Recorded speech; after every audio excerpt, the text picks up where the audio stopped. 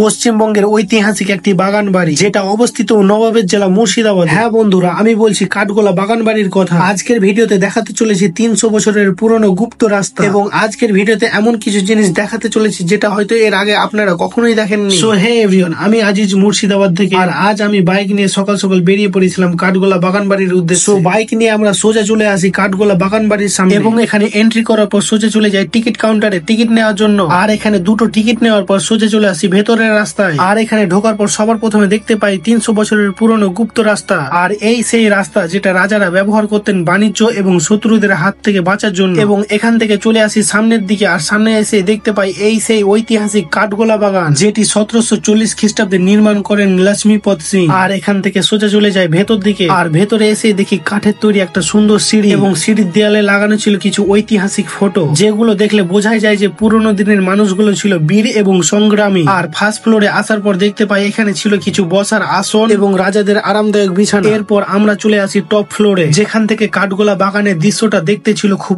অসাধারণ। এরপর আমরা চলে আসি নিচে, সেই জায়গায় যেখানে রাজারা বসে মেয়েদের নৃত্য দেখতো। এরপর আমরা চলে যাই জৌনদের আদিনাথ মন্দিরের দিকে, এবং এখানে কিছুক্ষণ 4-5টা ঘোরাঘুরির পর আমরা চলে আসি বাইরের দিকে। সো আজকের ভিডিও ছিল এই পর্যন্ত। ভিডিওটা ভালো লেগে থাকলে লাইক, শেয়ার, কমেন্ট আর হ্যাঁ ফলো করতে একদম ভুলবে না। ততক্ষণের জন্য আবারও আসছে একটা নতুন ভিডিও নিয়ে।